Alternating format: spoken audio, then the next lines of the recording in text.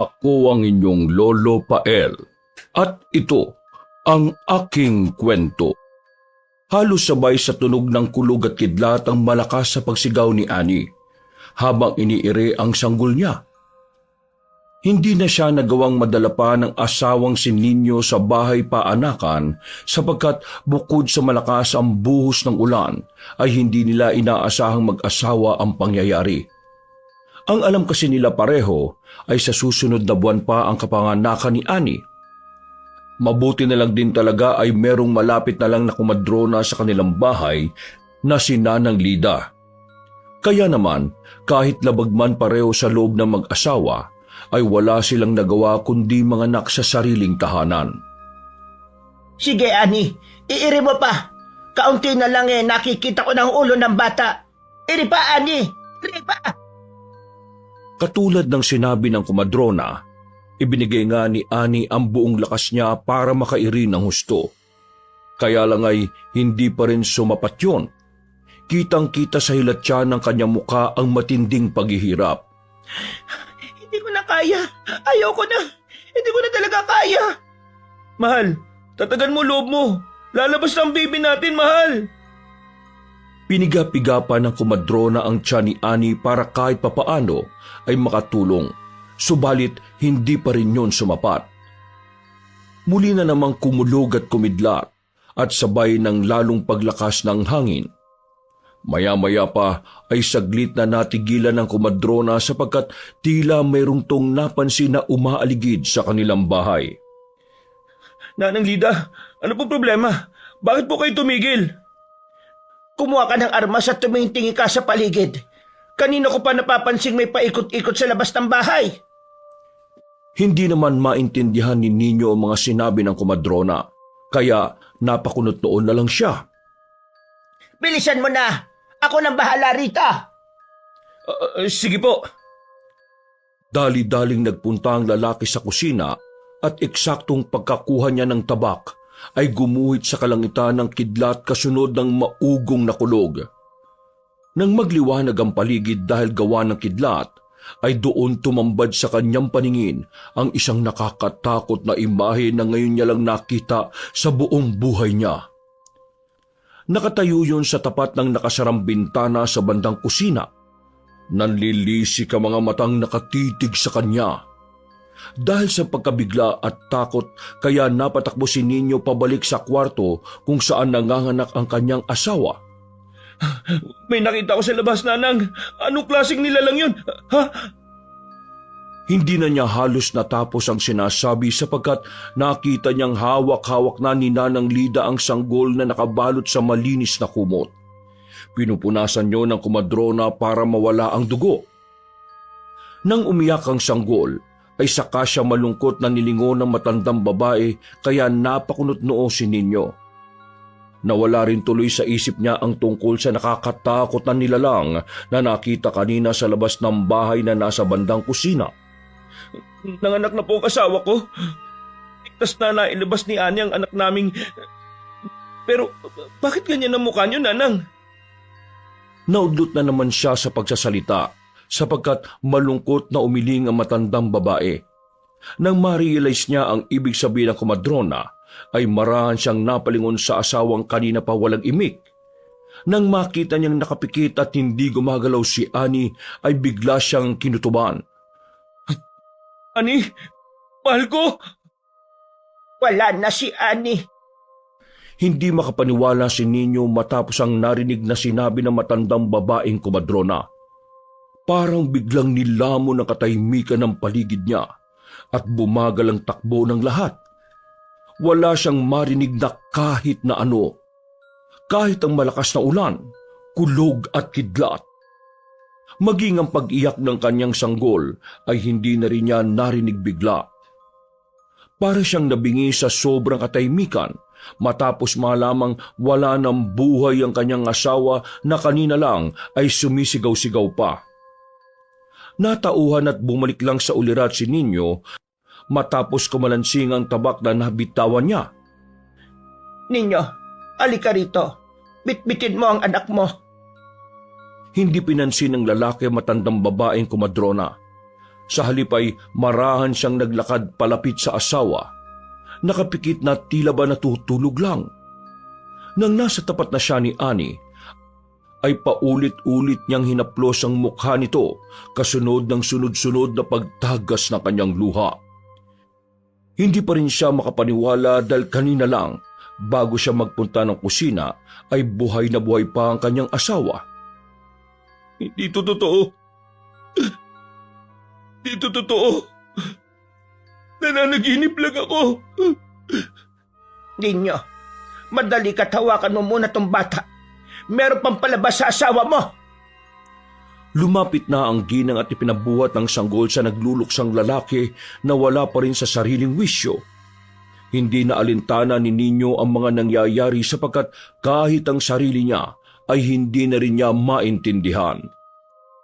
Hanggang sa habang umiiyak at akay-akay ang kanilang anak ay narinig niyang biglang napasigaw si Nanang Lida matapos makita ang ikalawang sanggol. Nang lumapit siya roon, ay ganun na lang din ang pagkabigla niya nang masilayan ng halimaw na sanggol na hawak-hawak na matandang babaeng kumadrona. Anong klaseng nilalagyan?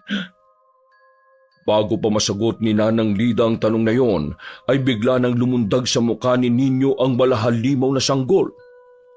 Dahil doon ay napabalikwas siya ng bangon habang napapasigaw.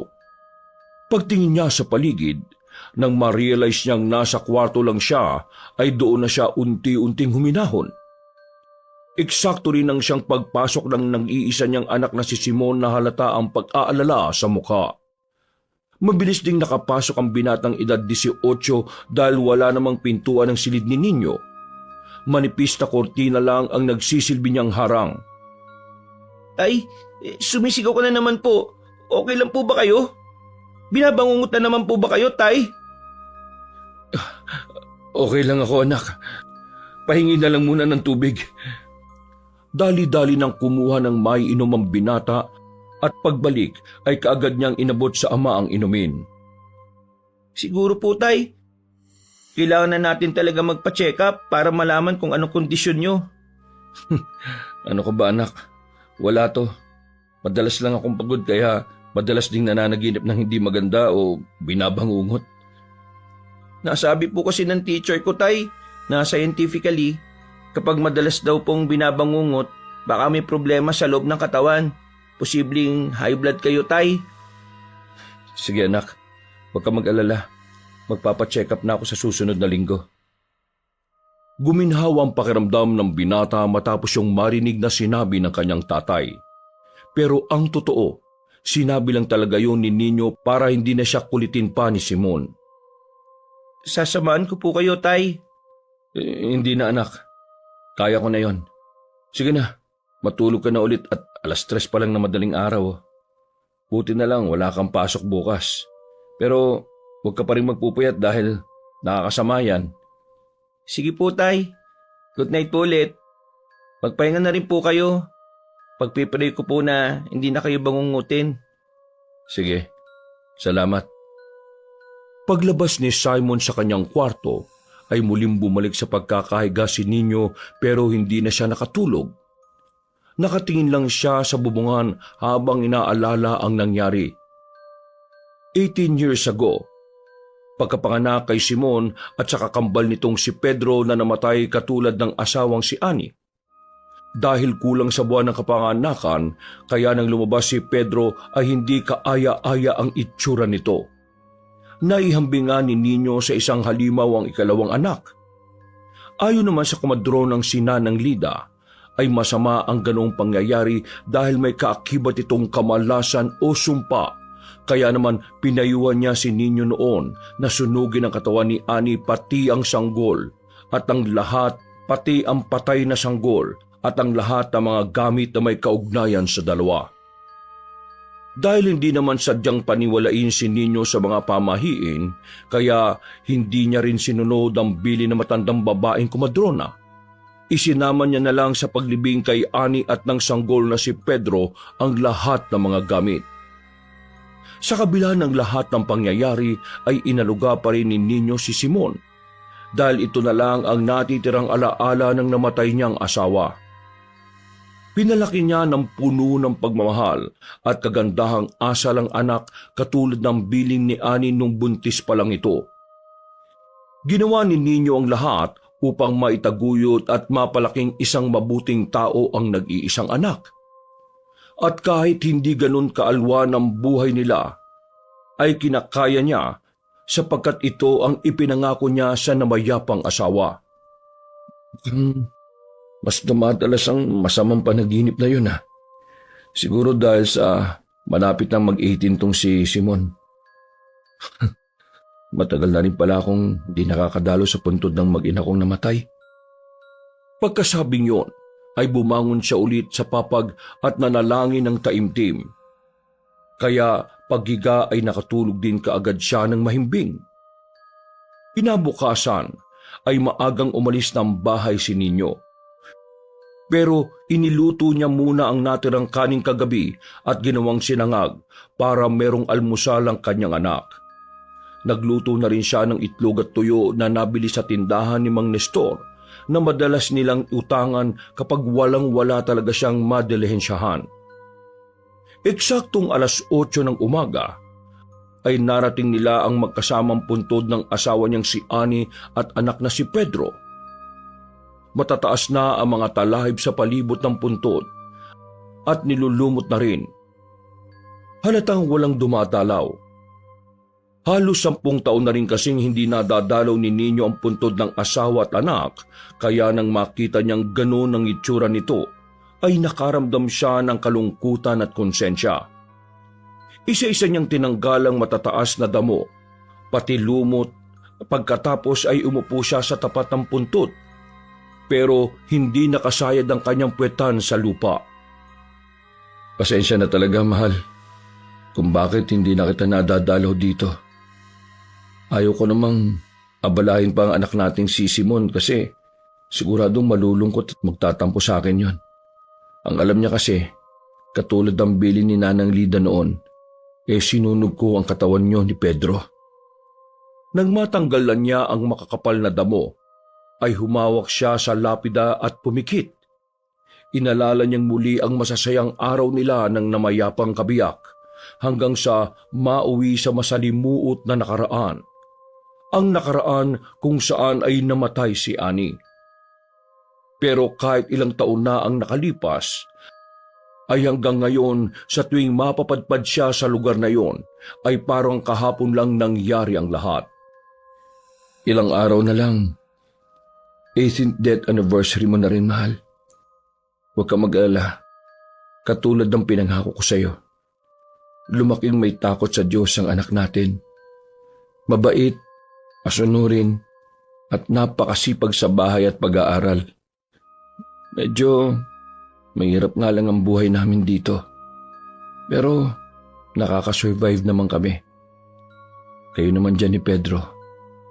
Alam kong masayang-masaya kayo dyan. Kaya wag mo kami masyadong alalahanin dito ng anak mo. Basta, bantayan niyo lang kami palagi, ha, mahal? Nagsindi siya ng kandila saka itinirik sa ibabaw ng lapida. Pagkatapos ay tumayo siya pero nanatili ang tingin sa puntod. Pagkatapos magpunas ng luha, ay saka siya muling nagwika. Mahal, Ani, anak, dalangin ko ang katahimikan ng mga kaluluwa niyo. Ha? Natigilan na siya sa pagsasalita dahil mula sa kanang bahagi na hindi kalayuan sa lugar na yon ay merong naaninag ang mata niya. Hindi niya masabi sa sarili kung anino ba ng tao o hayop ang nakita, pero sigurado siyang itim na itim yon. Nagtagal ang tingin niya roon hanggang sa pagkalaon ay iginala na niya ang tingin. May tao ba dyan? Nang walang sumagot, ay siya na mismo ang naglakad sa kapunuan kung saan niya nakita ang maitim na bagay, pero wala naman siyang kahit na anong nakita roon, maliban sa iisang pusa na hindi naman itim ang kulay. Napabuntong hininga na lang siya bago maglakad pabalik sa puntod ng asawa. Nang nandun na siya, Ganun na lang ang gulat niya pagkakitang putol na ang kandilang sinindihan niya kanina. Ang kalahati ay nakatumba na sa sahig pero may sindi pa rin. Kaya kunot noon niya tong kinuha at ipinagdugtong habang nagpapalinga-linga sa paligid. Halatang halata kasi na merong nagputol sa kandila kaya pagalit siyang tumayo at nagsalita habang naglilibot ng tingin. Huwag kayong magbiro ng ganito. Huwag niyong paglaruan ng kandila ng mga namatay. Respeto naman kung sino man kayo.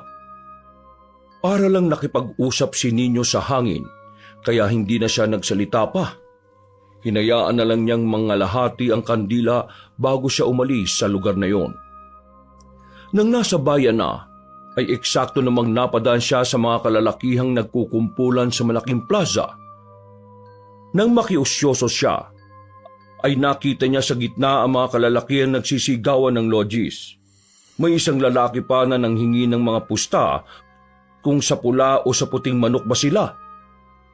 Aba, meron palang sabungan ngayon Dinukot niya sa bulsa ang perang inipon niya ng ilang buwan para sa kaarawan ni Simon. Alam niyang hindi sapat yon dahil gusto niya kahit papaano ay maging maganda naman ang birthday celebration ng kanyang anak dahil 18 years old na ito. Natukso tuloy siyang itaya ang kalahati ng perang hawak niya at nang magsimula ang sabong ay todo-todo ang dasal niya na sana ay manalo ang manok na tinayaan niya. Pero hindi sang-ayon ang panahon kay Nino. Natalo siya sa unang pagpusta. Kaya nang magkaroon ng second game ay nagdalawang isip na siya kung itataya pa ang natitirang pera. Kailangan ko nang umalis dito bago pa maubos tong pera. Hindi pa niya natapos ang sinasabi ay nakarinig siya ng tatlong kalalakihan na nag-uusap-usap patungkol sa manok na lalaban. Hindi pa raw natatalong manok na yon kahit isang beses. Kaya naman naingganyo si Nino at sa huli ay naitaya niya pa rin ang huling perang hawak niya. Babawiin pa nga sana niya pero nagsimula na ang laban. At sa kasamaang palad, natalo na naman siya.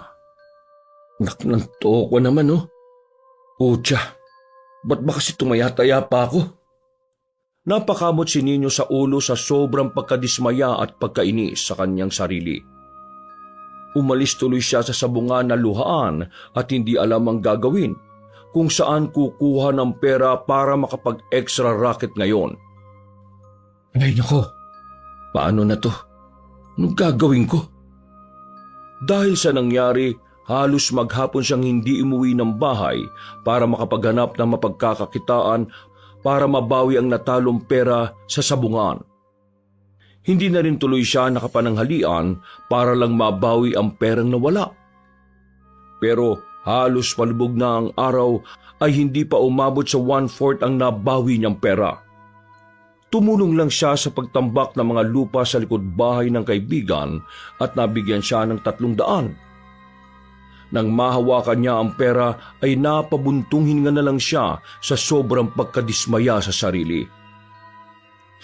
Bakit kasi nagsugal-sugal ka ba ninyo?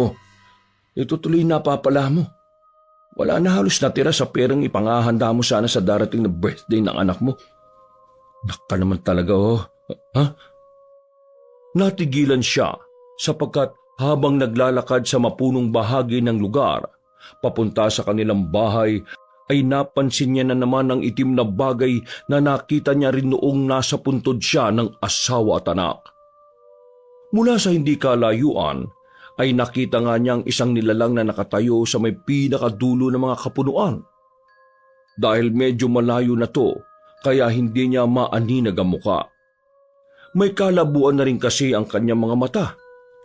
Kaya ang tanging nakikita na lang niya ay itim na kulay. Hoy! Sino ka ba? Parang sa libingan mo pa ako sinusundan Huwag mo akong pinaglololoko Ganitong naubusan ako ng pera. Humangin ng malakas kaya napatingala si Nino at nang magbalik siya ng tingin sa kinaroroonan ng nilalang na nakita kanina ay wala na ito roon. Napakibit balikat na lang si Nino at nagpatuloy na lang sa paglalakad hanggang sa maabutan niya si Simon na nagbubuhat ng 2 malalaking balde. Nagsasalin kasi ng tubig sa drum ang kanyang anak. Patakbo siyang lumapit dito at nagtatakang nagwika. "Oh, hindi ka pa tapos mag-igib, anak?" Ngumiti lang ang binata kahit halata sa mukha nito ang matinding pagod. Nagpatuloy siya sa pagsasali ng tubig mula sa balde papuntang lumang drum na medyo nilulumot na ang labas. "Hindi pa po, tay. Mga 4 o 5 balik na lang to. Saan po pala kayo galing? Maghapon kayong wala. Nananghalian na po ba kayo?" Nako nak, busog na busog pa ako. Galing ako sa birthday party ng isang kumare. Sayang nga hindi ako nakapag-uwi ng para sa'yo.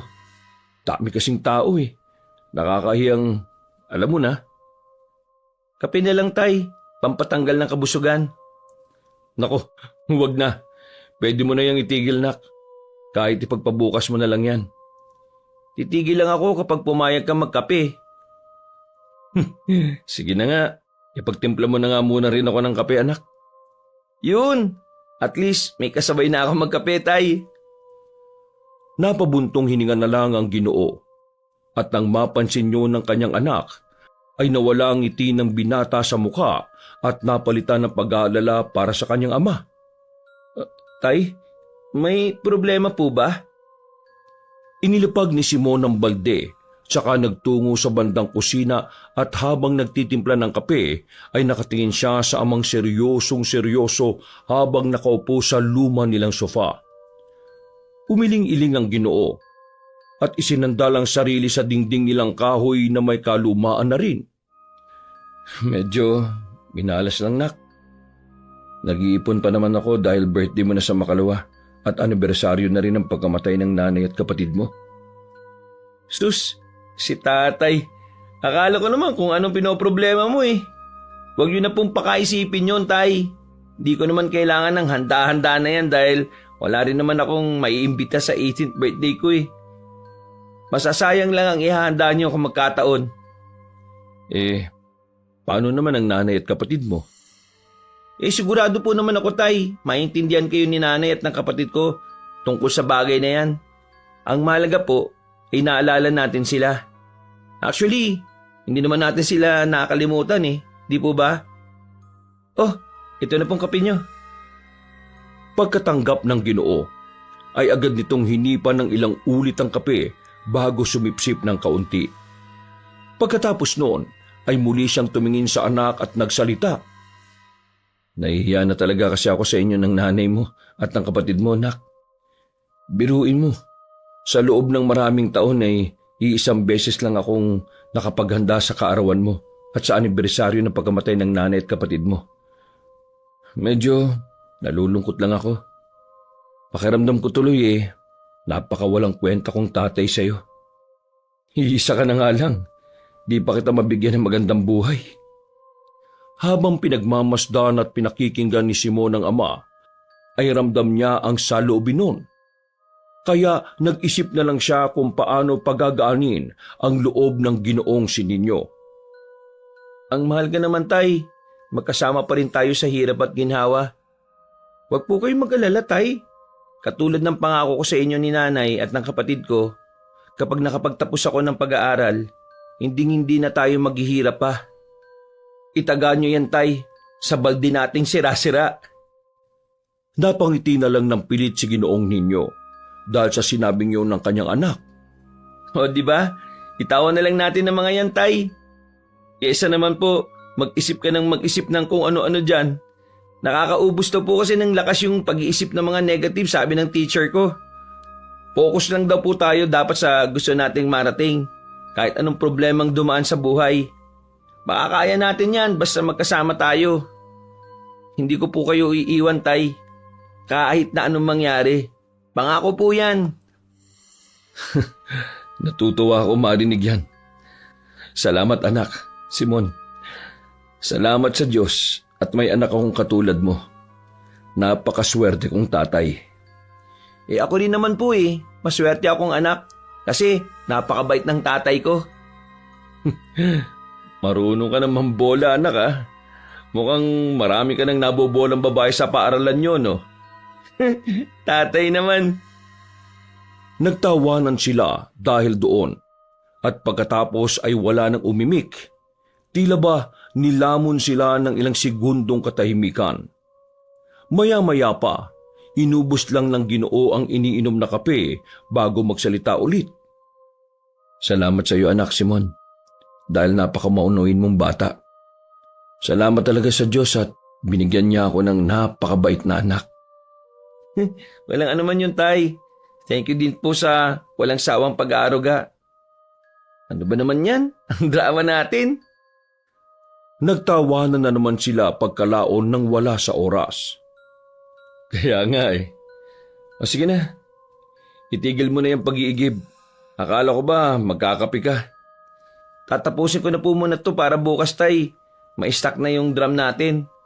2 araw po tayong makakapagpahinga sa pag-iigib. Ilapag mo na muna yung mga timba at ako na magtutuloy sa pag-iigib. Nak, utusan na muna kitang pumunta kay Mang Nestor. Bumili ka ng bigas at saka sardinas at itlog. Sige po, Tay. Pagkabigay ng pera ay naglakad na si Simon papunta sa tindahan ni Mang Nestor. Sinundan na lang siya ng tingin ni Mang Nino at nang lumiko na ang binata ay tumayo na kaagad siya sa kakinuha ang mga balde. Naglakad siya patungo sa pusuhan para ipagpatuloy ang naudlot na pag-iigib ng anak. Maswerte si Nino dahil pagdating niya sa pusuhan ay walang ibang tao. Kadalasan kasi kapag ganong oras ay palaging mahaba ang pila kaya medyo nagulat ang Ginoo at natuwa na rin dahil wala siyang kasabay at kaagaw sa pag-iigib. Dali-dali siyang lumapit doon at ibinaba ang hawak ng mga balde. Sakto at wala akong kasabay. Mabilis ako matatapos sa pag-iigib nito. Nagsimula na nga siyang magbomba ng magbomba hanggang sa tumagas ang maraming tubig at mapuno ang isang balde. Kaagad niyang kinuha ang isang balde at pagkatapos ay inilipat niya ng direksyon ng daanan ng tubig ng nasabing poso para malamnan naman ang isa pang balde. Pumunas muna siya ng pawis sa noo bago muling magsimulang bombahin ang poso. Dire-diretso yun hanggang sa mapuno ang isa pang balde. Nang matapos na siya'y saglit siyang nagpahinga at bumuga ng hangin sa kawalan. Tara na mga balde at huwag kayo magpapabigat masyado ha. May edad na ako at mabilis nang mapagod, hindi katulad ng anak ko. Binuhat ni Nino ang mga ito at nagsimulang maglakad. Subalit nakakailang hakbang pa lang siya nang maulunigan niya ang isang matandang ginang. Uugod-ugod na ito at nakukuba na ang likod. Nakasuot ng kulay itim na maruming bestida at merong belong pula na nakatapi sa mga balikat nito. May sukbit din ang matanda na lumang bag at nakatungkod dito. Nang mapalingon sa mukha ng binatilyo ay tumambad sa kanya ang kulubot nitong pagmumukha. Medyo lubog na rin ang mga mata at pisngi at namumutla rin ang mga balat na parabang kulang sa dugo dahil hindi naaarawan. Dahil malabo ang mga mata, kaya pinagmasdan mabuti ang matandang babaeng kaharap. Parang namumukhaan niya kasi ito. Nang makilala niya ang nasabing matandang babae, ay ganun na lang ang pagkagulat niya kaya naman nabitiwan niya ang mga balding buhat-buhat. Nanang Lida, ikaw ba yan? Anong ginagawa mo rito? Paano mo nalaman kung saan ako nakatira ngayon? Bakit ka nagpakita ngayon? Marahan siyang lumapit sa matandang babaeng kumadrona na siyang nagpaanak sa asawa niyang namatay noon. Sumagot po kayo, Nanang Lida. Bakit po kayo nandito? Pagkatapos ng mga pinagawa niyo sa bangkay ng asawa at anak ko, hindi po ba't sinabi ko na sa inyo na huwag na tayong magtagpo ng landas? Pinanlisikan lang siya ng matandang kumadrona kaya napansin niya ang malaking pagbabago sa itsura nito kumpara noon. Nagmukhang nakakatakot namang kukulam tuloy ang matandang babae, kaya napatras si Nino habang nagtatanong. Anong nangyari sa iyo, Nanang? Bakit ganyan ang itsura mo? Hindi mo sinunod ang sinabi ko sa iyo, Ninyo. Di ba, sabi ko naman sa iyo, sunugin mo ang katawan ng namatay mong asawa at anak. Pero Bakit hindi mo ginawa? Ano pong sinasabi nyo? Ginawa ko naman ang inutos nyo sa akin noon Hindi! Sinungaling ka! Nakita kita kanina at nakumpirma kung totoo ang hinala ko. Hindi mo alam ang ginawa mo. Dapat noon pa lang, ginawa mo na ang sinabi ko. Bumuhay ka ng halimaw! Ano bang sinasabi mo, Nanang Lida? Nang maintindihan din ng matandang babae na tila wala ngang nalalaman si Ninyo, ay biglang nawala ang pagkabagsik ng kanyang muka. Kaya naman nawala na rin ang pangamba ng lalaki. Nanang Lida, ipaliwanag niya nga po sa akin. Ano po bang sinasabi niyo? Nalalapit na ang kaarawan ng anak mo. 18 kaarawan. Dahil sa hindi mo ginawa ang mga sinabi ko noon, kailangan mong bantayan ang nag-iisa mong anak. Kung ayaw mong pati siya, ay mawala rin sa iyo. Nang sabihin nyo na matandang babaeng kumadrona, ay otomatikong gumapang ang kilabot sa buong katawan ni Ninyo. Para bang may kung anong aura ang bumalot sa mga salitang binitiwan ni Nanang Lida, dahilan para magtaasa ng balahibo niya sa buong katawan. Hindi mo ako pinakinggan noon, Ninyo. Ilang ulit ko nang sinabi sa iyo na sunugin mo ang asawa at anak mo, pati ang mga gamit na may mga kaugnayan sa kanila. Pero hindi ka nakinig at naniwala sa akin. Pero wala namang nangyari. Nanang, maayos at tahimik na kaming namumuhay ni Simon. Ang totoo, ngayon dumating at nagpakita ka ulit, binigyan mo lang ako ng takot Pasensya na ho Nanang. Pero iyon ang totoo. Huwag yun naman kaming takutin ng anak ko. Nananahimik na kami. Kahit simple ang buhay namin, masaya kami. Malapit nang kunin sa inyo ang kapayapaan na sinasabi mong yan. Alam kong unti-unti mo na yang nararamdaman. Bigla ngang naalala ng lalaki ang masasamang panaginip at bangungot niya patungkol sa kanyang namayapang asawa at anak. Pero naudlot din yon dahil muling nagsalita ang matandang babaeng kumadrona. Ayon sa aming pamahiin, ang gabi kung kailan nanganak si Annie ay parte ng gabi na mga masasamang pagsibol. Hindi natin inakalang merong kakambal ang asawa mo. Dahil ang totoo ay wala naman talaga. Hindi ba't yun ang sabi mo? Dahil ilang beses na kayong nagpatingin sa doktor ng bayan. Tama na nga ho, Nanang. Hindi nyo na nire-respeto ang pagkamatay ng asawa at anak ko. Apinin mo man sa sarili mo o hindi. Alam mong hindi anak ng tao ang nakita mo ng gabing yon. Hindi galing sa iyo ang ikalawa mong anak. Anak yon ng dyablo.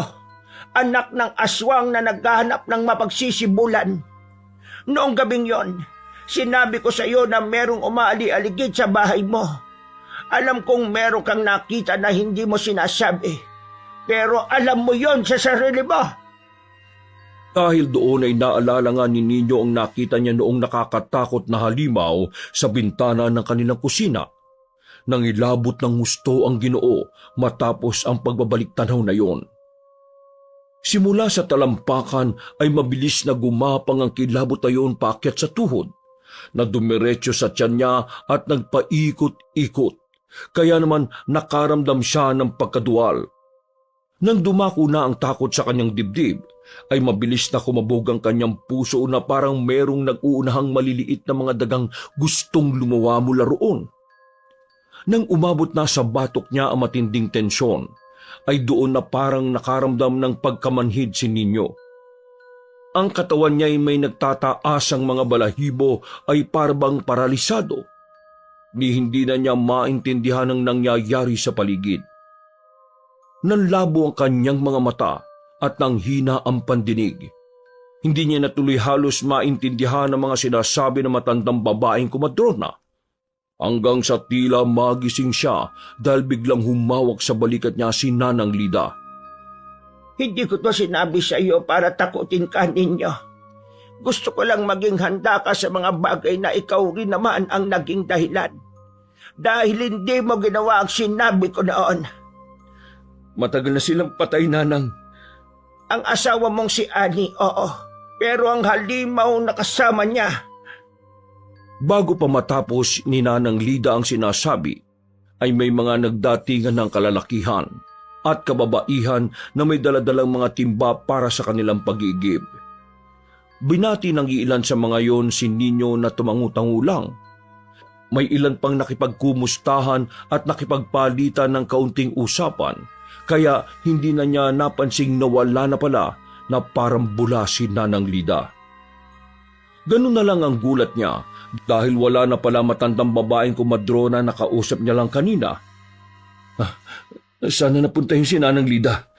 Naknanto ako naman Guni-guni ko lang ba itong mga nangyari? Naudlot na naman siya sa pagsasalita matapos marinig ang mga nasa pusuhan na nagtatawanan. Dahil doon ay lumapit na ulit siya roon at kinuha mga timba saka dinala pa uwi. Pagbalik ng bahay ay tila lutang ang Ginoo habang nagsasali ng laman ng balde sa luma nilang drum. Dahil sa matinding pag-iisip ay nawala na siya ng ganang bumalik pa sa pusuhan. Naiwan kasi sa kanyang isipan ang napakaraming katanungan na hindi man lang nabigyan ng maayos na kasagutan. Langya, ano ba itong nangyayari? Dumagdag pa sa mga isipin ko Para maiwaksi ang mga bagay-bagay na lumalangoy sa isipan niya, ay naglinis-linis na lang muna si Nino hanggang sa dumating na ang kanyang anak, tanga ng mga inutos niyang bilhin. Pasensya na anak hindi ko na natapos yung pag-iigib ko Medyo madilim na rin kasi. At saka marami ng tao sa poso, ngayon lang nagdatingan. Okay lang po, Tay. Bukas ko na po yan itutuloy. Iluluto ka na po muna to, Hindi, ako na magluluto anak. Dahil mukhang pagod ka na rin naman Tingnan mo yung itsura mo Sige na, magpahinga ka na lang muna dyan at tatawagin na lang kita anak kapag luto na mga pagkain. Sige po, Tay. Kayo pong bahala. Matapos iwanan sa bandang kusina ang 1 kilong bigas, 2 sardinas at 4 na itlog na may miswa, ay naglakad na ang binata papunta sa maliit niyang silid at nakahiga para makapagpahinga. Si Ginoong Nino naman, habang nagsisimulang kumilos sa kusina, ay muling nanumbalik sa utak niya ang mga nangyari kanina noong kausap niya si Nanang Lida. Paulit-ulit itong nagritmo sa isipan niya na parang isang musika, kaya para siyang nawalan ng konsentrasyon. Hindi lang nagpahalata ang lalaki sapagkat ayaw niya mag-alala ang nag-iisa niyang anak. Maya-maya, habang nagpapatuloy sa kusina, ay biglang lumapit sa kanya ang anak at nagsalita. Tay? Ano yun, nak? Kaya ko na to kung sasabihin mong tutulong ka. Sige na, magpahinga ka na muna dyan.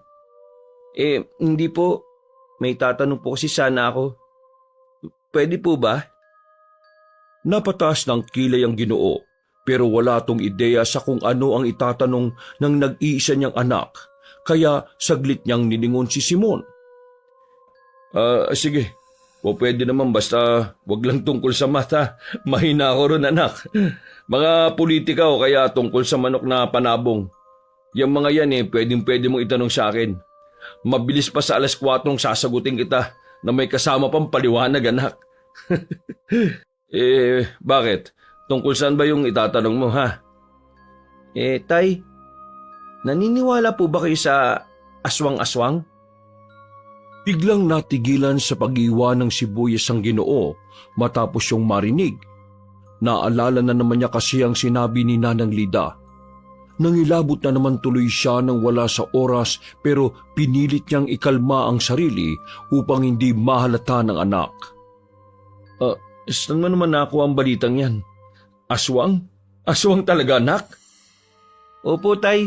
Kasi kanina nung galing ako kina Mang Nestor, naririnig kong nag-uusap yung mga mosang nating kapitbahay tungkol nga roon sa aswang.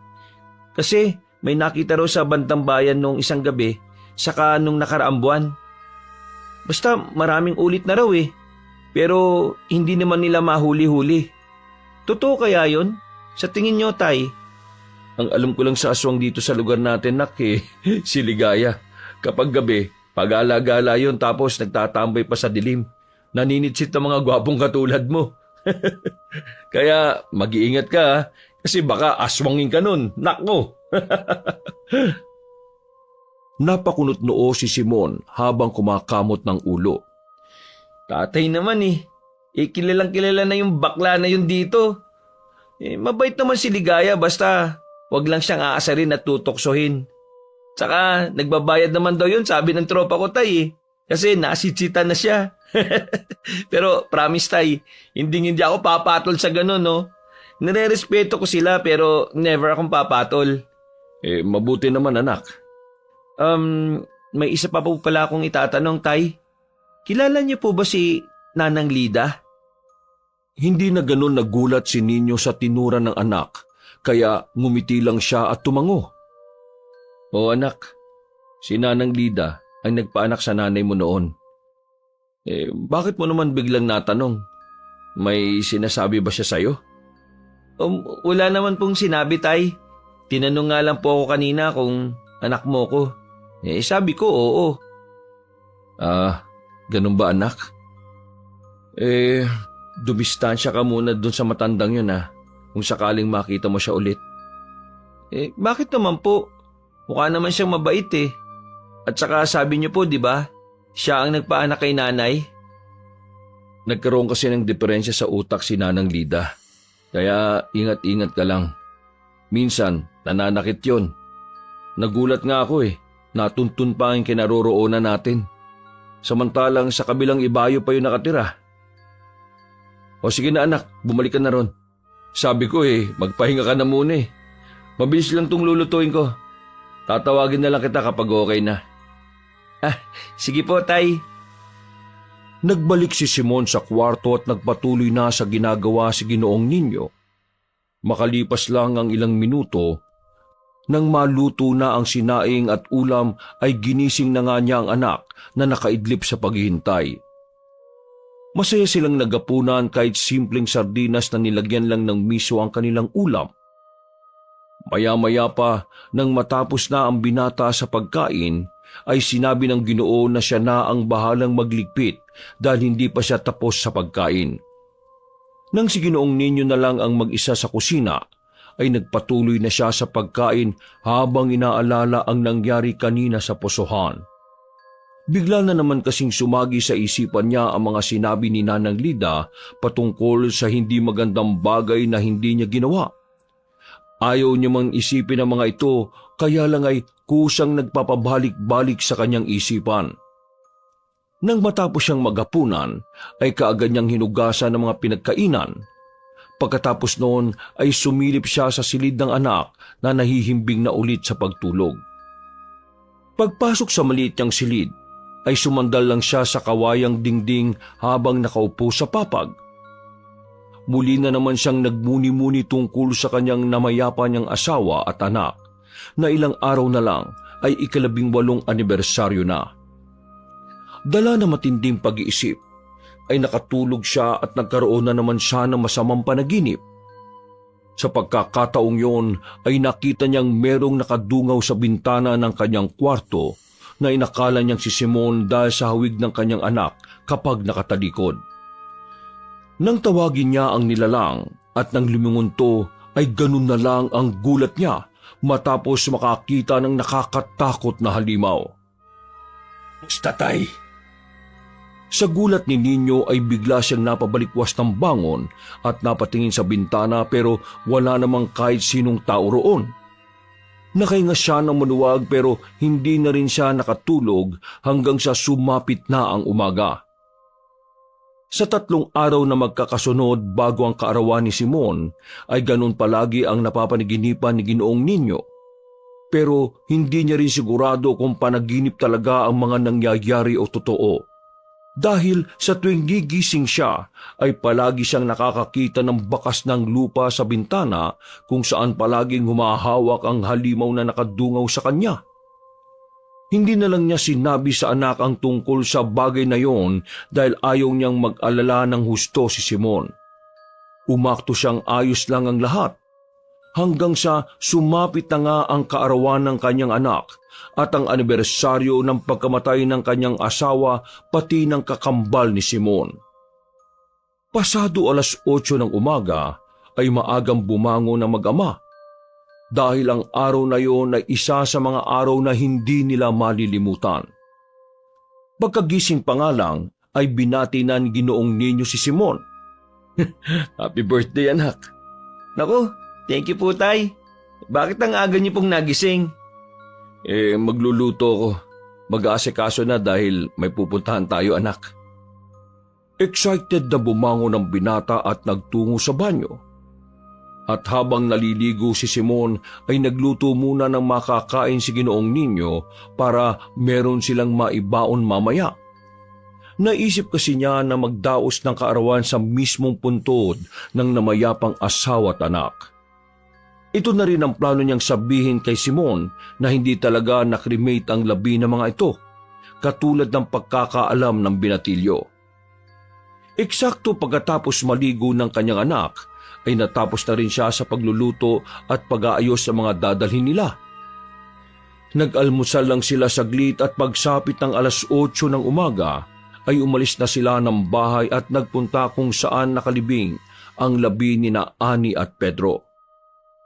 Pagkakita ni Simon sa liblib na lugar at sa abandonadong bahay na tila niluluma na ng panahon, ay bigla siyang napatingin sa kanyang tatay. Nasaan tayo, Tay? Bakit nandito tayo? Dito ang dating bahay namin ng nanay mo. Tara anak, sa loob.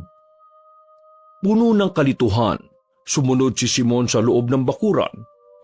Hindi sila pumasok sa mismong bahay. Sa halip ay dumiretso sila sa mismong likuran kung saan niya inilibing ang labi ng asawa at anak. Pagkakita ni Simon sa lapida, ay ganun na lang ang pagkagulat niya matapos mabasa ang pangalan ng ina at kapatid. Pero hindi na niya nagawa pang makapagsalita dahil bigla nang nagwika ang kanyang tatay. Galing na ako rito kahapon, anak. Akala ko po ba, kinremate o sinunog niyo ang labi nila?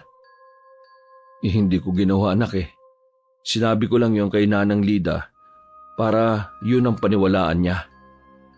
Hindi ko kayang sunugin ang nanay at kapatid mo. At dahil masakit ang nangyari kaya nagpakalayo-layo na lang ako kasama ka. Nanirahan sa ibang lugar para makapag-move on na tayo.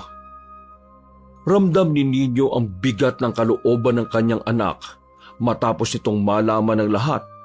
Kaya niyakap na lang niya ng maigpit si Simon habang humihingi ng tawad. Sorry anak, kung nagsinungaling si tatay sa'yo. Huwag niyo na pong isipin yun, Tay. Magdiwang na lang tayo at gunitain ang death anniversary ni nanay at ni Pedro. Ang lalim ko naman pakinggan sa word na gunitain. Dahil doon ay napatawa ang Ginoo habang pinagmamasdan ng kanyang anak. Natuwa na rin si Simon dahil nakita niyang masaya na ulit ang kanyang tatay. Maya-maya pa, naglatag na sa Ginoong Ninyo ng banig at inilagay ang mga baon nilang pagkain. Naupo na silang mag-ama at maingat ding inilapag ni Simon ng bulaklak sa tapat ng lapida at pagkatapos ay pumikit siya at dumulog sa ina at kapatid. Pinagmasdan lang siya ng Ginoo habang nakangiti sa anak. Naging masaya sila sa simpleng selebrasyon na yon. At pagsapit ng 2:00 ng hapon ay nagready na ang mag-ama sa pag-uwi. Iginala muna ng Ginoo ang kanyang anak sa perya kahit kakaunti lang ang kanyang pera. Nag-enjoy naman si Simon kahit simple lang ang nangyari sa kanyang kaarawan. Tay, salamat po sa pinakamasayang birthday ko. At least, taon-taon may madadalaw na akong puntod. Sa piyesta ng patay, dalawin natin uli si Nanay at Pedro Walang problema anak. Siya nga pala, kunin mo na tong 100. Mag-enjoy ka rito sa perya at uuwi na muna ako Magpakasaya ka sa birthday mo. Sige po, Tay. Mag-ingat kayo sa pag-uwi Bago mag 8:00, uuwi na rin po ako ng bahay. Sige anak, mag-enjoy ka lang. Birthday mo naman ngayon Matapos yung sabihin ni Ginoong Ninyo, ay naglakad na siya palabas ng peryahan. Nang pasakay na siya ng jeep, ay bigla naman siyang hinatak ng kung sino at ang makita si Nanang Lida ay ganun na lang ang pagkagulat niya. Oh, Nanang naman, hindi ba't sinabi ko sa inyo na wag nang magtatagpo ang landas natin? Pinagbigyan ko na kayo kahapon eh. Sana naman po tigilan niyo na kami ng anak ko. Kaarawan ngayon ng mga anak mo at panahon na rin to ng paniningil ni Pedro. Matagal niyang hinintay ang panahon na ito, ninyo. Dahil hindi mo sinunood ang sinabi ko, nakita kong kinuha siya ng isang nakakatakot na dyablo. Alagad ng kadiliman. Isang aswang. Sinubukan ko silang pigilan pero ito ang napala ko. Matagal akong nagtago. Kaya kayo, mag-iingat kayo. Tama na. Nababaliw ka na, Nanang. Muling pumara ng sasakyan si Ginoong Ninyo at iniwan ang matandang babaeng kumadrona. Sa halip na mauwi ng bahay ay bumalik siya sa dati nilang bahay at pasado 6:00 na ng gabi nang dumating siya roon. Napakadilim na ng paligid at ang tanging nagsisilbing liwanag niya ay ang lumang flashlight na palagi niyang daladala. Nagtungo siya sa dating kusina, kumuha roon ng mga kagamitan. Pagkakita niya sa kinakalawang na pala ay kaagad niya tong kinuha at nagpunta sa likod bahay. Sa mismong puntod ng kanyang asawa at anak. Tumingin muna siya sa lapida habang nag-aalangan sa kanyang gagawin. Ani, anak, Pedro, pasensya na. Sapagkat hindi talaga siya mapakali lalo na ngayon ay may kung ano-ano pang sinasabi si Nanang Lida. Napilitan na tuloy siyang hukayin ang labi ng kanyang asawa at alamin kung may katotohanan nga ba mga sinasabi ng matandang babaeng kumadrona. Makalipas ang higit kalahating oras nang mabungkal na niya ang libingan ay gano'n na lang ang pagkabigla nang makitang wala roong ibang bungo maliban sa bungo ng kanyang asawa. Binungkal niya pa ng binungkal ang paligid para makasiguro, subalit hindi niya talaga nakita ang bungo ng sanggol na si Pedro. Nasaan yun? Nasaan ka na, Pedro? Hinahanap mo ba ako, Tay? Ganun na lang ang pagkagulat ng Ginoo nang may marinig siyang nagsalita mula sa likuran. Nang lingunin niya ang nasaabing boses ay tumambad sa kanyang paningin ang hindi inaasahang nilalang. Isang binatang kasing tangkad at kamukha ni Simon. Kaya lang kumpara sa kanyang anak, may timang binatang kaharap niya. Puno ng peklat at ilang sugat ang katawan. Matangos din ang ilong at ang mas nakakagulat ay malamlam din ang mga mata na tila nagmana naman sa namayapa niyang asawa na si Ani. Bakit hindi ka na makapagsalita dyan, Tay? Ha? Sino ka? Sino ako? Nagpapatawa ka ba, Tay? Samantalan nitong mga nakalipas na gabi at araw lagi kitang dinadalaw. Lalo na nitong magkakasunod na gabi. Ganun na lang ang gulat ni Ninyo matapos maalala ang palagi niyang nakikita na inaakalang panaginip lang. Kung ganun, hindi yun. Oo, Tay. Hindi yung panaginip. Buhay na buhay ako. Ang anak mong si Pedro. Pagkatapos mo akong iwan at ilibing dyan kasama ang nanay. Napatingin sa hukay ang Ginoo at pinagmasdan ng kalansay ng asawa. Hindi pa rin siya makapaniwala sa mga nalaman kaya napatingin ulit siya sa binatang nakiklaim na siya si Pedro. Bakit, Tay? Nagulat ka ba? Hindi ka makapaniwala na buhay ako? Ang inakala mong halimaw mong anak? Matapos sabihin yon, ay biglang nandisik ang kanyang tingin na halata ang matinding galit na nararamdaman. Hindi tuloy alam ni Nino kung ano ang mararamdaman niya habang nakatingin kay Pedro na nagpatuloy sa pagsasalita. Hindi mo man lang naisip na may buhay din ako bago mo ako ilibing dyan. Hindi mo ako binigyan ng pagkakataong mabuhay, Tay. Habang sinasabi yon ni Pedro, ay unti-unting nagbabago ang kanyang anyo. Mula sa maamong mukha na naging isang mabagsik at nakakatakot na nilalang. Tila ba namasa at nangintab sa pagkaitim ang kanyang balat. Ang ilong niyang matamos ay biglang lumubog. Ang mata niyang malamlam na kagaya ng sa ina ay naging mapula at tulad na ng isang mabagsik na halimaw. Humaba ang kanyang mga tenga at ngipin, pati ang mga kuko sa paa at kamay ay tumulis din. Mabuti na lang at inilipat sa akin ng isang nilalang ang hiyas na siyang nagbalik sa akin ng hininga at dahilan kung bakit ako narito ngayon. Ngayong 18 kaarawan ko, kukunin ko ang lahat ng inagaw sa akin ng anak mo, ni Simon. Babawiin ko ang lahat sa kanya. Humalakhak ng humalakhak si Pedro na nag-anyo ng nakakatakot na nilalang, kaya mas lalong nasindak si Ginoong Ninyo. Sa tindi ng takot na naramdaman niya, ay bigla siyang na-out of balance at nahulog sa hukay. Napaharap pa siya sa bungo ng asawa, kaya napasigaw sa takot. Humalakhak naman ng humalakhak ang halimaw na si Pedro habang pinagmamasdan si Ginoong Ninyo na halos mawala na ng malay sa sobrang takot. Tama yan, para maramdaman mo ang pakiramdam ko noon. Ngayon, hahanapin ko si Simon para kunin sa kanya mga bagay na para rin naman sa akin. Hindi pwedeng siya lang ang maging masaya ngayong araw na ito dahil pareho rin naman naming kaarawan. Hindi na nakaimik pa si Ginoong Ninyo dahil sa sobrang takot at hindi na rin niya alam ang gagawin. Sa sobrang tensyon ay nanghina siya at nahilo. Ang huli niyang naaninag ay ang pagbuka ng mga kamay ni Pedro na nasa anyong aswang. May mga umusbong na pakpak doon at pagkatapos ay lumipad na yon palayo kasunod ng pagdilim ng buong paligid. Nagising na lang si Mang Ninyo nang marinig ang malakas na huni ng isang ibon mula sa hindi kalayuan. Habang nakaiga at nakatingin sa kalangitan, ay inalala niya ang mga nangyari kanina. Pagpaling sa kaliwa, ay nawindang siya matapos makita ang isang bungo. Doon na rin niya biglang naalala ang mga nangyari kanina.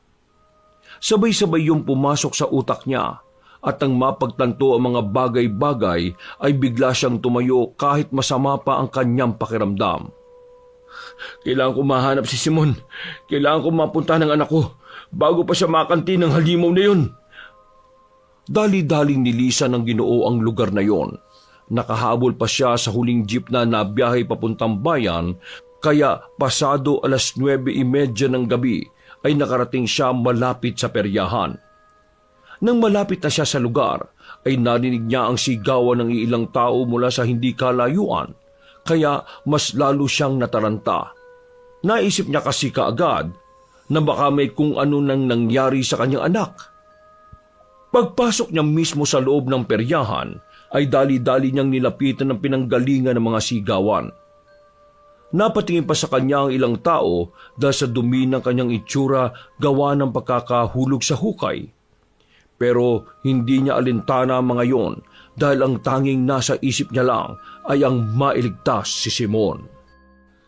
Tumabi kayo dyan! Dadaan ako! Nasaan ang anak ko? Simon! Simon! Nang makita niya ang mga taong nagkukumpulan ay tila natauhan siya, sapagkat hindi naman pala si Simon ang nasa gitna ng kumpulan kundi 2 binata na nagbubuno patungkol sa isang bagay. Nakahinga siya ng maluwag nang makitang hindi yun ang kanyang anak, pero hindi pa siya nagpakampante dahil hindi pa rin niya nakikita si Simon. Nasaan ka na ba, Simon? Hindi ko na makakaya kung may mangyari pag masama pati sa'yo. Habang naglalakad palabas ng bahay, ay eksakto naman na nakita niya si Mang Nestor kasama ang mga apo nito. Nagulat din ang matandang lalaki matapos makita ang itsura niya. Anong nangyari sa iyo, Ninyo? Bakit ganyan ang itsura mo? Nako, sasama ka na namin nila Carla at Istoy pauwi sa inyo. Ayos lang po ako, Mang Nestor. Huwag na po kayo mag-alala. Saan ka ba kasi galing, ha? Napabuntong hininga na lamang muna si Ninyo habang iniisip ang kanyang anak. Naglibot-libot siya ulit ng tingin sa mga taong naroon bago muling bumaling sa Ginoo at sa mga apo nito. Nakita niyo po bang anak ko, Mang Nestor? Hindi ko nakita pero ito mga apo ko, nakita raw nila. Carla, Istoy, saan niyo nakita si Simon? Nang sinabi ng magkapatid na huli nilang nakita si Simon na lumabas ng peryahan, ay mas lalong nag-alala si Ginoong Ninyo. Naisip niya kasi kaagad ang aswang na layog. Ang anak niyang si Pedro na sigurado siyang pagtatangkaan ang buhay ni Simon. Ipinaliwanag din ni Istoy na nagsabi raw si Simon na uuwi na to kaninang pasado 8:00 ng gabi. Nang malaman ito ni Ginoong Ninyo, ay iika-ika siyang naglakad palayo, pero pinigil din kaagad ng matandang lalaki. Tumigil ka muna ninyo at aalalayan ka ng mga apo ka. Hindi na po, Mang Nestor. Salamat po sa concern. Kailangan ko lang talagang makita ang anak ko. Huwag kang matigas ang ulo ninyo. Tingnan mo yung itsura mo. Sa tingin mo pasasakayin ka ng jeep kapag ganyan ka. Kaya halika na at sumabay ka na rin sa amin. Pauwi na rin naman kami. Dala namin ang tricycle at si Istoy ang magmamaneho. Wala nang nagawa pa si Ginoong Ninyo kundi sumunod sa gusto ni Mang Nestor. Sumakay din siya ng tricycle sa likod mismo ni Istoy na siyang nagmamaneho at umuwi na sila ng bahay. Eksakto 10:00 ng gabi ay nakarating sila sa kanilang lugar at para makasiguro ay hinatid nga si Ninyo sa harap ng kanyang bahay. Istoy, alalayan mo ang kuya ninyo mo papasok sa loob ng bahay nila. Pagkatango ng binata ay inakay niya nga ang Ginoong marungis ang itsura papasok sa loob ng kanilang bahay. Doon ay tumambad sa kanyang paningin si Simon na nagulat din matapos makita ang kanyang tatay. Tay, ano po nangyari sa inyo? Saan po kayo nanggaling at bakit ang dumi-dumi nyo? Akala ko naman po kanina sabi nyo sa akin uuwi kayo na maaga. Gusto mang magpaliwanag ng Ginoo pero hindi niya rin alam kung saan uumpisahan ang lahat. Isa pa, hindi rin siya makapagkwento ng buong katotohanan dahil nandun pa si Istoy. Istoy, salamat sa pag-alalay ha. Sige na, pwede ka nang umuwi. Pakisabi na lang kay Carla at kay Mang Nestor salamat ha. Pagkatango ng binata ay tatalikod na sana ito, kaya lang ay may biglang sumulpot na tao mula sa likuran ni Simon. Nang makita yon ni Ginoong Ninyo, ay ganun na lang ang pagkabigla niya nang makita si Pedro. Tay, si Peter nga pala. Kaklase ko at ka-birthday ko rin. Nagpunta siya dito ngayon at may dala po siyang handa. Istoy, tawagin mo muna si Mang Nestor pati si Carla. Kumain muna kayo dito kasi hindi din namin mauubos sa mga pagkain kung kami lang. Pagsang-ayon ni Istoy, ay kagad itong tumakbo palabas para tawagin ang kanyang kapatid at lolo. Hindi naman na nakaimik pa si Ginoong Ninyo sa sobrang pagkabigla. Napatingin na lang siya kay Pedro na tumatawa ng pasimple habang nakatingin sa kanya. Alam niyang sa isip ng anak niyang aswang na layog ay humahalakak ito at kinukutya ang kanyang pagkatao. Alam niyang galit na galit to sa kanilang dalawa ni Simon. Tay, bakit para kayong naistatwa dyan? Maligo na po muna kayo at magpalit ng damit. Nakakaya naman dito kay Peter, Tay. Magandang gabi po sa inyo, Sir Ninyo. Natutuwa po ako dahil nakilala ko rin ang tatay ng kaibigan ko. Napulunok ng laway si Ginoong Ninyo habang nakatingin kay Pedro na alam niyang pinaglalaruan at pinagtatawanan silang magama. At dahil ayaw niyang may mahalata ang anak, ay nakiayo na lang siya sa laro ni Pedro. Nakipagkamay siya rito at gumiti kahit napipilitan. Nice to meet you too. Magkamukhang magkamukha rin kayo ng anak ko ha.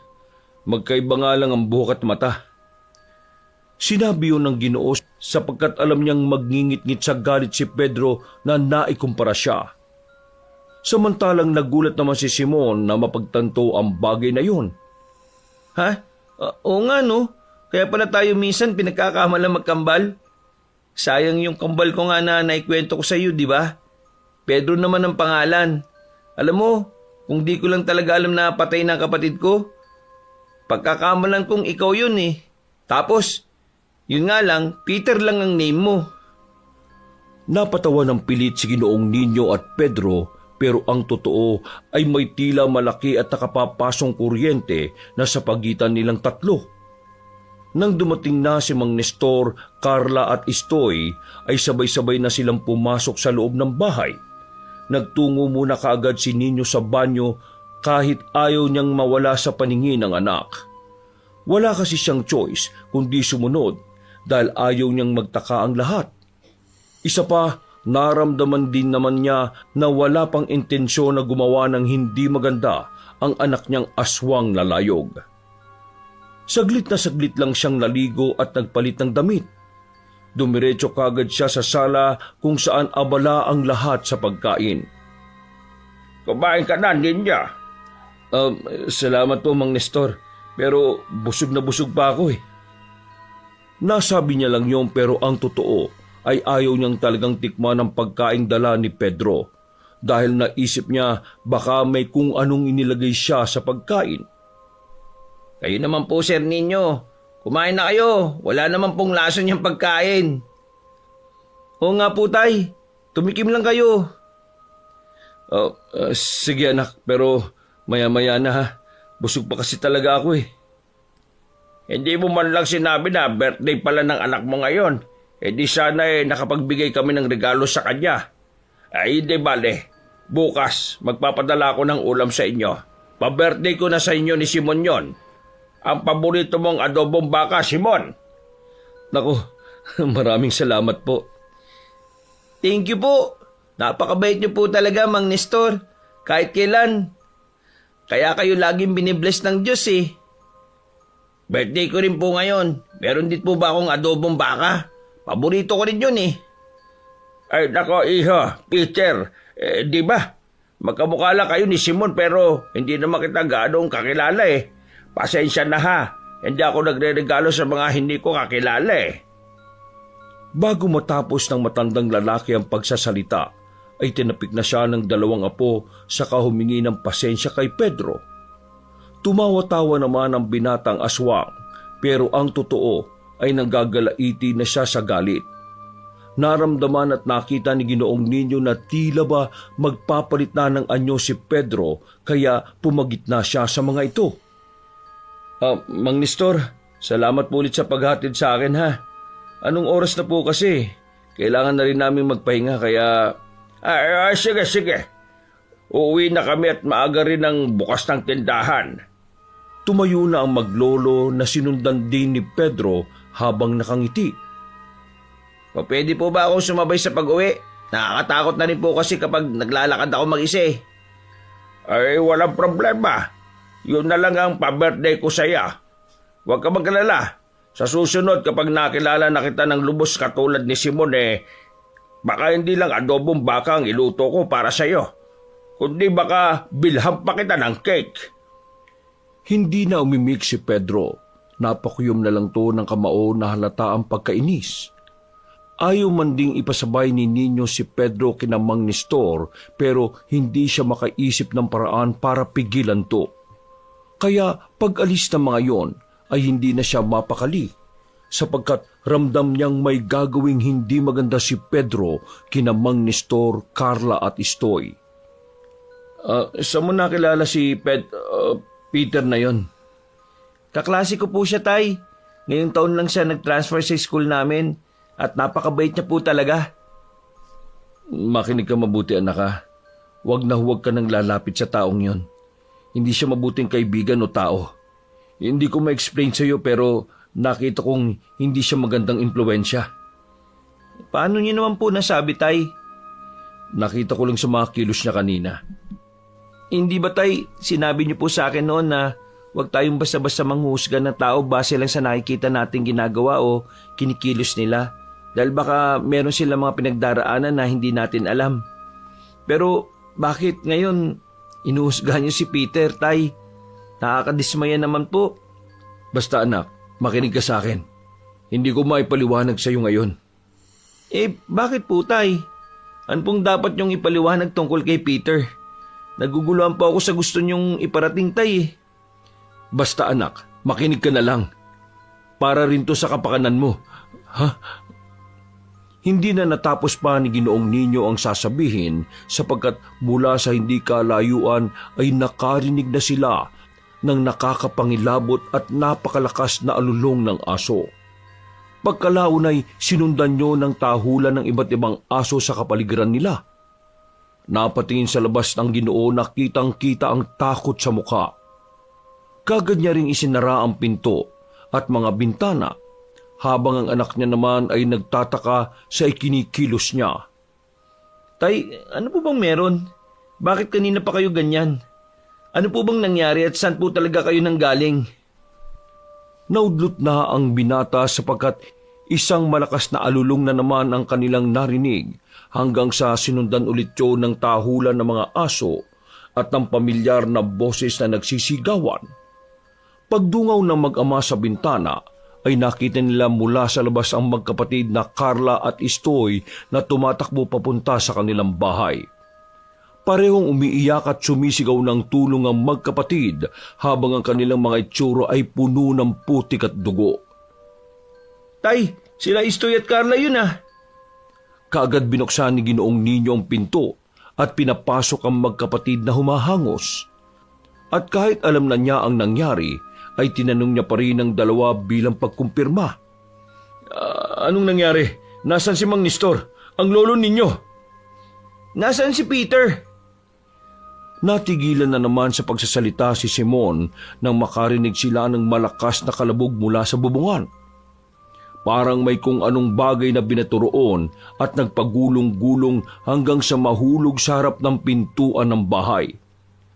Lalo namang nataranta si na Carla at Istoy na nagyakapan na lang sa takot dahil sa matinding trauma. Ano po yun, Tay? Ala, baka yun na yung nababalita sa bahay na gumagalang aswang ah. Baka kung mapano si Mang Nestor, saka ang kaklase ko. Umasok kayo sa loob ng kwarto at huwag kayong lalabas ha. Bilis! Walang nagawa si Simon kundi akayin ng takot na sina Carla at Istoy. Nang nasa kwarto ng tatlo ay pasimpleng binuksan ni Ginoong Ninyo ang pinto at sumilip sa labas. Doon niya nakita malapit sa gate ang dugang ulo ni Mang Nestor na nasa sahig na. Nakaharap pa sa kanila ang muka kaya nakita niya ang dilat nitong mga mata at nakalawit na dila. Sinundan na naman yun ng napakalakas na alulong hanggang sa makarinig sila ng pagaspas ng kung anong nilalang mula sa himpapawid. Hinawi at tila sinaway nito ang mga punong nakapaligid kaya napatingala ang Ginoo. Hanggang sa tuluyang lumapag sa lupa si Pedro sa anyong aswang na layog.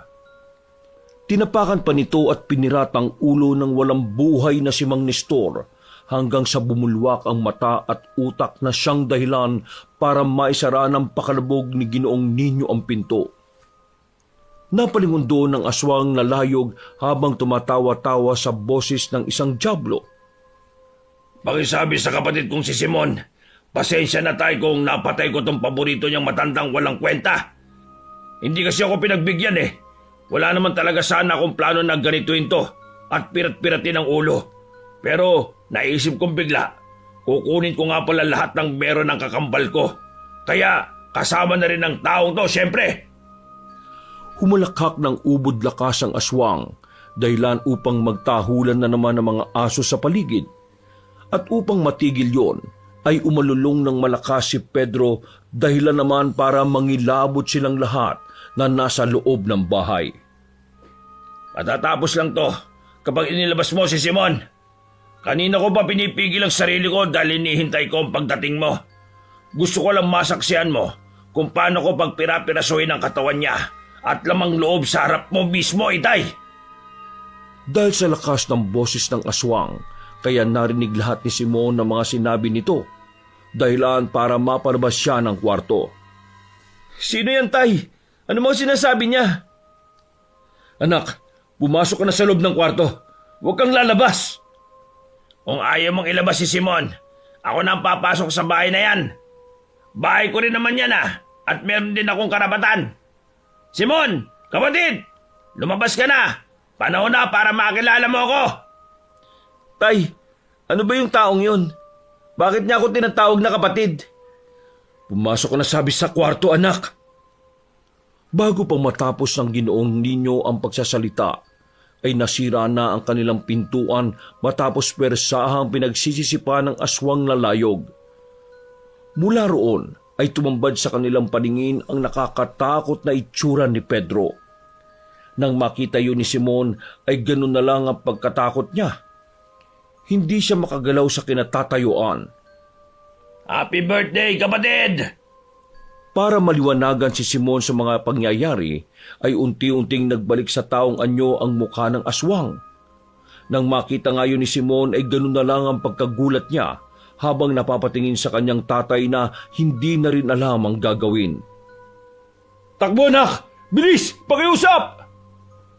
Bago pa matapos ni Ginoong Ninyo ang pagsasalita, ay sumalaki na ang aswang na layog. Kitang-kita niya kung paanong sakmanin ni Pedro si Simon sa liig kasabay ng pagtalsikan at pagtagas ng dugo mula roon. Nangisay ang kanyang anak at sinubukan niyang lapitan to. Subalit dala na matinding tensyon kaya bigla siyang natumba at mahilo na lang bigla. Bago tuluyang mawalan ng malay tao, ay nakita pa niyang may kung anong uri ng itim na holin na sinasalin si Pedro sa bibig ni Simon. Pagkagising ni Ginoong Ninyo, ay nasa hindi pamilyar ng lugar na siya. Nakita niya lang si Nanang Lida na nakaupo saka nagsalita sa kanya habang sila ay nakaratay. Ninyo, binalaan na kita noon pa. Napaluha na lang ang Ginoo nang mapagtanto ang mga sinabi ng matandang babaeng kumadrona. Wakas!